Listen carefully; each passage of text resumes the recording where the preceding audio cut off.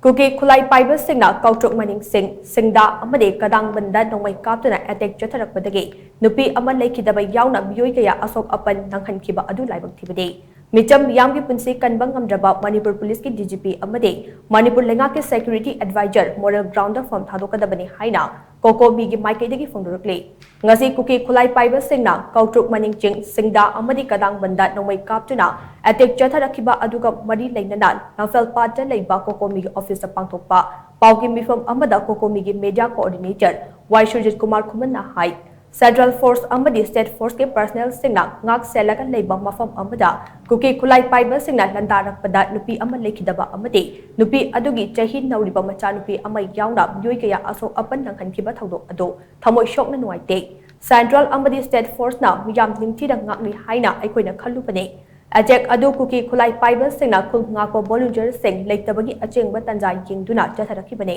Laibak Tiba Thodok Adugi Take Job, Kulngako Bollinger Singh Fab the Janadiba Central Amade, State Force na Pugabane. Mamang the Su Asigumba Thodok Singh, Fogangcho Ikai Amade, Moirang Chumba Mafam Sing the Tokrabane, Asigumba Tawong Jata Liba, Terrorist Singh Fanaba Amade, Makoidage Kulai Lokanaba Central Amade, State Force na Tabak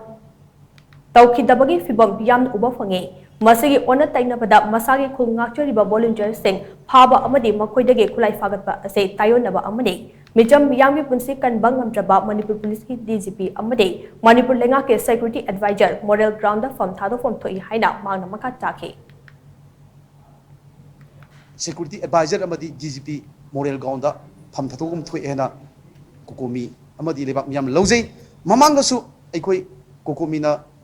June gi tang kuni panda mioi la kayana aikoi Imphal mayolda aikoi relay ama chatuna aikoi hujuji Kuki terrorist kangkuna Meecham Meeyam da attack tawriba se masigi potsi waru silama leitringai aduga state amadi central force na Meecham Meeyam phasana ngak pangamdri phawdi aikoi gi leiriba Meecham Meeyam ngak ngi dam leiba aikoi gi khun ngak seriba volunteer sing phaba punba amadi khulai lokhutba gi potse masi lepiyo haba mioi la kya na laukhiba aduga tungan ba Manipugi aikoi chingkhong sia da leiba praja Meeyam na aikoi central force ki amadi state force ki mimang da Meecham Praja Meeyambu attack tawduna hatpa tupa yumai thaba Meeyam chatrabana aikoi central amadi state force aikoi thajaba aikoi wale aduna aikoi khun ngaksabegi volunteer Meeyam lejeise nakoina phaba punba tawbigano irang si loidriba hobudi haiba khulaw makak Meeyamna Manipurgi mafam khutimakta laropase masi state leingak amadi central leingak na masi tamidaba amadi masi ikai khumdaba haibase masi yamna ngakningai ni hana aikoi COCOMI imidi lebak Meeyamna lawje